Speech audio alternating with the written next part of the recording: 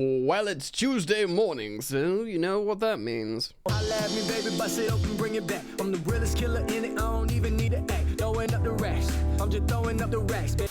What's happening, friends? Welcome back to Football Therapy with me, your host, Jan. I hope you're doing well.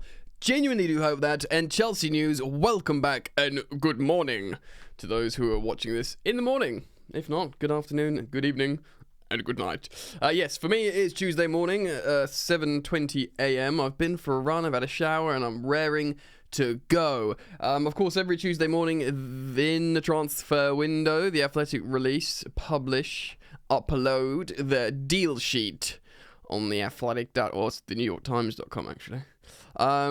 Yeah, and obviously, as always, we're going to cover the Chelsea segment, and hopefully it's aggregated all relevant information regarding transfers. What's this case of Chelsea at the moment? Well, we still need to get 1,000 players out the door. Of course, we saw the likes of Leo Castledine go to Shrewsbury Town. A little bit under his level, I thought, still. Yeah, we are making moves. Players are going out the door. My glasses are going to steam up because I've just recently been for a run despite showering. My head is hot. Shame. Looks like I'll have to be blind for this video. Anyway, we're going to get into it together, learn about, what's going on with Sterling. Is the Lukaku deal done? What's going on with Victor Osimhen? Of course, there's loads of conflicting reports with Victor Osimhen. Despite Saudi making moves for him, his agent came out in the media and was like, he doesn't want to go far afield, or something like that.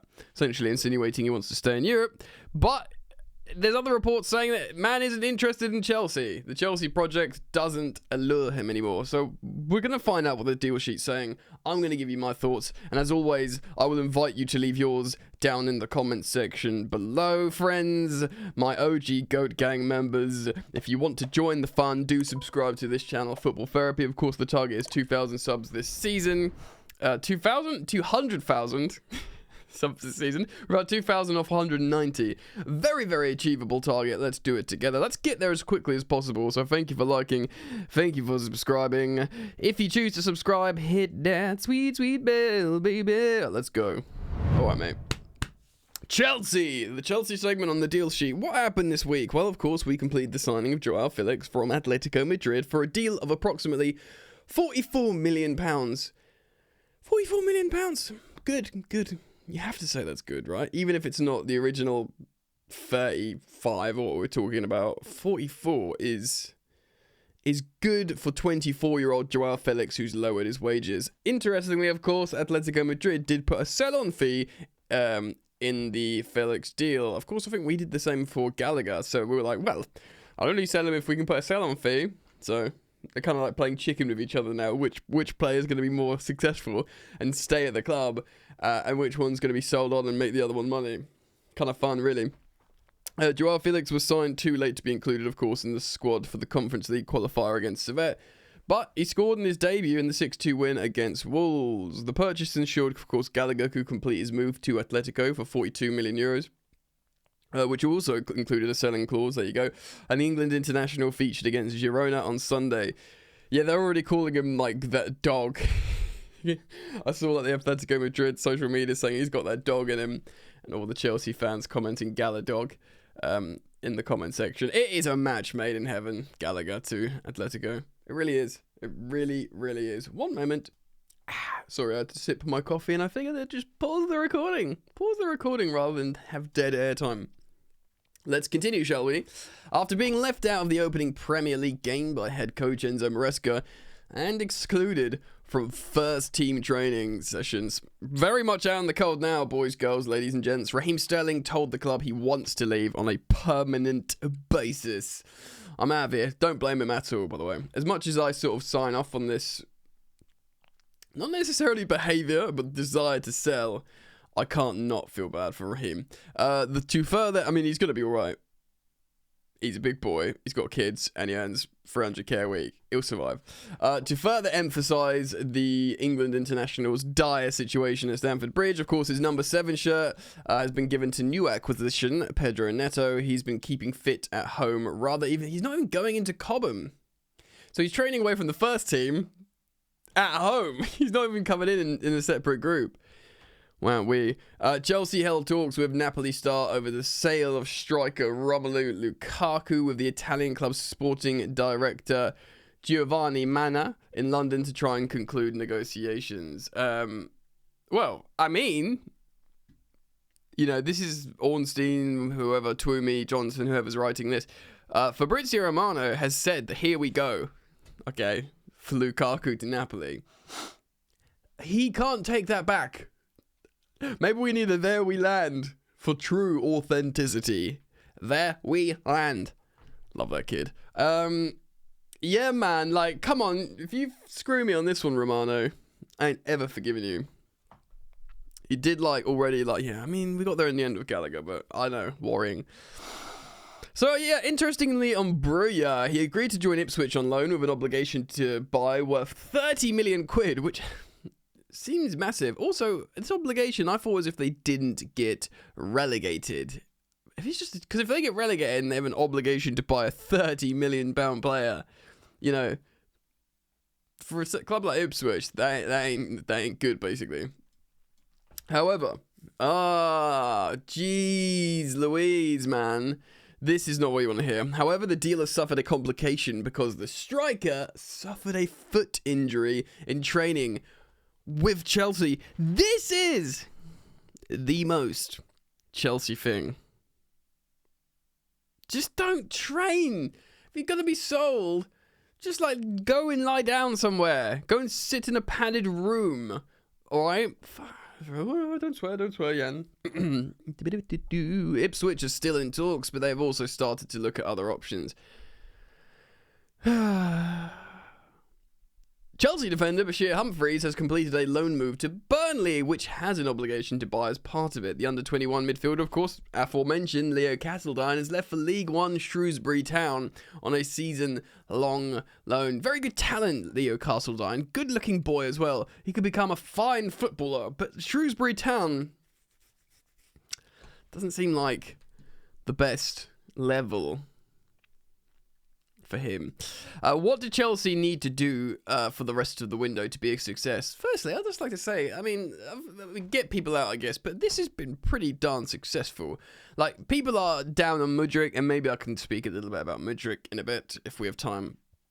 But, removing Mudryk for the moment, and Sterling, options on the left, Joao, Felix and Neto, options on the right, Cole Palmer and Noni, got the likes of Christopher and Kunku as well, and Nico Jackson still can play on the left and up front, and Joao Felix can play up front and on the left, and Kunku can play up front and on the left, and then we've got plenty of people to play on the right in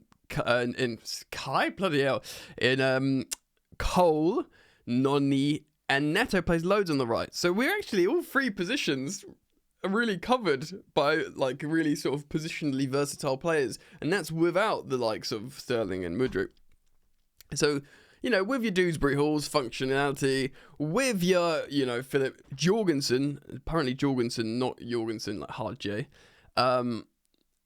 he looks, like a sensible signing. Renato Vega for £8.5 million is looking pretty naughty, if you ask me. Obviously, everyone enjoyed that skill he did in the Wolves game when he came on. He was in midfield and hit three players around him. He did a drag back and turn and progressed up the pitch. And you thought, oof, away in the Premier League doing, a highlight skill like that for £8 million. I feel like it's been pretty good transfer window, I do. Especially if we get Kepa to... we got to remember as well, this was the same window, Ziyech has gone to Galatasaray permanently. Hopefully Kepa goes to Bournemouth. Hopefully Lukaku goes to Napoli. This could be a great transfer window. And if it's true about Raheem Sterling and Ben Chilwell having no way back, if they do leave, then it has to be excellent for Maresca in terms of their desired effect. People will have their own opinion of Conor Gallagher and etc. And he obviously divided opinion in different camps. And, what's going on with Trevoh Chalobah. But if they get a lot of it done, you have to say it's good. So, of course, the main priority is getting rid of players they no longer want. It's not a healthy environment to have several professionals on site who have no future at the club, true. Having high-profile individuals such as Raheem Sterling and Ben Chilwell still on the books provides awkward questions for Maresca to answer. The club could also do with getting rid of their high salaries off the payroll. Yeah, to be fair to Maresca, he seems to be pretty good at hard questions. He's just cold, concise, collected, and just moves on. So, pretty good. So what positions and players are we looking at? Oh, mama, let's dive in. Well, Maresca has already admitted to all the positions he wants Chelsea to strengthen this week. Is up front still. Scored 6 goals away from home. Still up front. The club's main interest, of course, is in Napoli forward Victor Osimhen, but have only been prepared to take the 25-year-old on loan up until now. Following reports linking the Saudi Pro League club Al Ahly with a huge bid. I mean, a huge bid, apparently 65 million euros, which actually, in context of Osimhen, is a relatively tiny bid. Osimhen's agent, Roberto Gallagher, appeared to suggest he wants to play for a club in Europe. Gallagher posted on X, he took to social media, guys, saying this: "He is not a package to be shipped off far away to make room for new profits." Yeah. Victor was elected African Footballer of the Year, 8th in the Ballon d'Or. He still has so much to do in Europe. There needs to be respect and balance. Alright, but where are these European clubs, mate? Do you know what I mean? As highlighted above, they are looking at names such as Everton, have a long-standing interest in Broja, but they need to raise funds to buy him. Of course, they might have to sell Dominic Calvert-Lewin. And Jadon Sancho will need to accept a significant pay cut if he is to swap Manchester United for Chelsea. Of course, Juventus is still regarded more likely option. So both Jadon Sancho and Raheem Sterling, they're kind of like paths are linked massively because they've been linked in a swap deal with reducing wages. They've both individually been linked with a Juventus move. Juventus clearly in for a winger there. Yeah, just before we go into the leaving part, I do want to speak about Osimhen. Let me just sip my coffee one sec. Yeah, so Osimhen.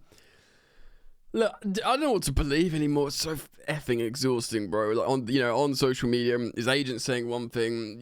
Fabrice Hawkins, who fair enough might have Paris Saint-Germain bias, coming out saying things like he's not that interested in Chelsea. Actually, you got John Obi Mikel, who's like publicly or inadvertently beefing with Nico Jackson about him criticizing Jackson and wanting to bring in Osimhen to represent Africa at Chelsea. Is like Nigerian brethren, obviously. And then, after that game, Jackson was posting on social media like, "Don't talk shit. We out here dying for Africa. Like we're performing for Africa." I don't know. I can't remember exactly what he said, but essentially, I'm representing Africa. I'm out here doing it. So, F off, mate. John Obi Mikel did come back on this podcast and say, "Look, he's a good player. I think it could be great," or whatever, and but he basically reiterated he wants Victor Osimhen at Chelsea and says, look, if Nico Jackson's going to do that every week, he can slag me off every week, because he wants Chelsea to win, which is a great response from Mikel, really. Yeah, look, I don't know what to believe. Like, if he doesn't really give a sod about coming to Chelsea, then don't come to Chelsea. We just scored 6 goals away. If he gets twitchy, if he doesn't want to go to Saudi, if PSG can't get a deal over, I'm sure, and if he's like, you know what, I did want to play for Chelsea growing up because of Drogba or whatever, then just make it work, bro. Sign the reduced wages deal. You get a big bonus if we qualify for Champions League. You get bonuses if you score goals. You get bonuses if you win titles. You can make it the money. And, there might be a clause like if Chelsea are successful in 2 years' time, you get to sign a new deal where you make, if you do a Cole Palmer, you get more money. Like, do you know what I mean? Like, the money's there. I can kind of take it or leave it, mate. Do you know what I mean? If we need another striker, look, Mark Gu, I feel like Mark Gu's just going to stay with us, which is especially because international loan spots are limited, and I don't think they'd want to loan Gu domestically. He's just come to a new country. He's just a kid. He's literally a kid. You want to look after him. We've got loads of Spanish speakers at Chelsea. He's only just settled. I'd keep him around if we can't loan him to a La Liga club, excuse me, and we don't have the international loan spot. Keep him around, even if we sign another striker. We're getting loads of competitions. It looks like we should qualify for the Conference League. We've got the Club World Cup. We can have 3 strikers. Definitely. Chelsea have had 3 strikers before. So, especially with, Nkunku looking much better as that inside 8. But, we could definitely... Joao Felix came on as a sort of centre-forward against Wolves. He can do it in a pinch. We are okay with no strikers, by the way. I do genuinely think that, because you can play Joao Felix down the middle, you can play Nkunku down the middle, you can play, of course, Jackson and Gu down the middle. But I do feel like we could sign a proper centre forward.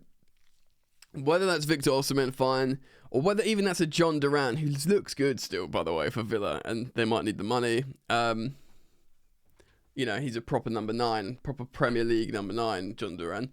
And he's young, of course. He's like, 20 years old or something. Yeah, so like, I'm cool with that. Do you know what I mean? Right, that's the striker. We'll see what happens. Of course, I'll cover it closely here on the channel.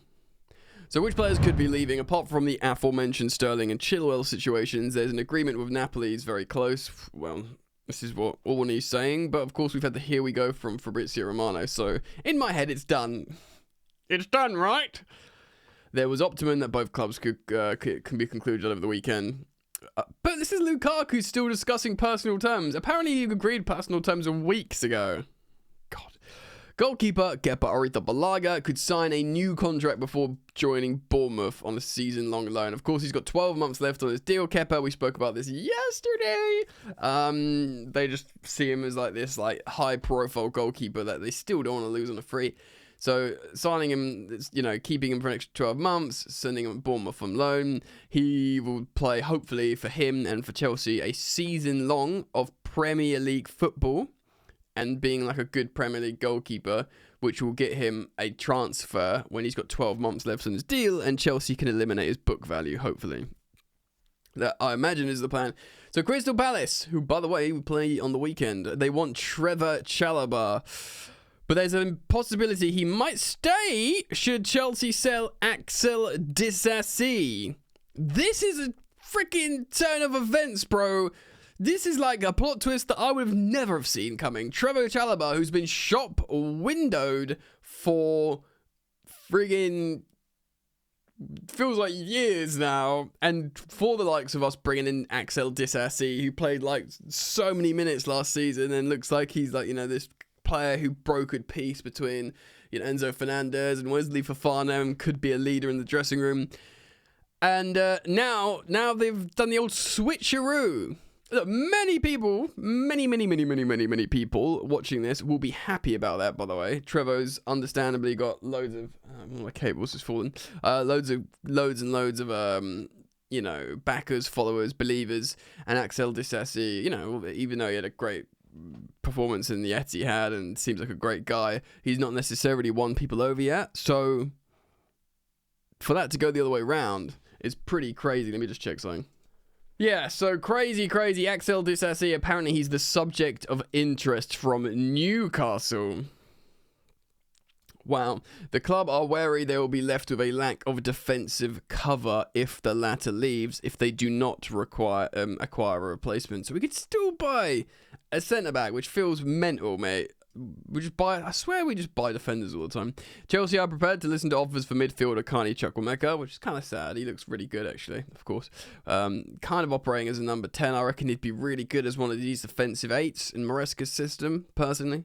Especially the left side, but, you know, Dewsbury Hall and, you know, Nkunku looks great there. And Palmer apparently gets 3 assists and a super goal when he plays there, so tough. And Enzo Fernandez often plays up there as well. He started just 4 matches in 2 years. Wow. But has a release clause in place. Wow, that's not enough. He needs to play football. Georgi Petrovic, Datro Fofana, Angelo Gabriel, and David Washington are all available for sale and or loan. Of course, Academy graduate Tino Andrin's on the verge of a permanent move to Empoli. That's quite nice. Sad it never worked out for him. Fellow under-21 midfielder Harvey Vale is likely to be sold too, with clubs and championship abroad expressing an interest. And Matos will leave on loan or be sold. Chelsea value him at £10 million. Lots to do, guys. Obviously, some huge high-profile stuff in there. The Chalobah potentially staying is crazy. Yeah, man. So we're gonna follow it closely here. So do keep it locked to this YouTube channel. I'll bring you all the news and my commentary and my thoughts on it, and open up the floor to you guys in the comment section. Thank you for liking. Thank you for subscribing. Hit the bell if you choose to subscribe. And I'll see you back here soon. Hopefully, peace.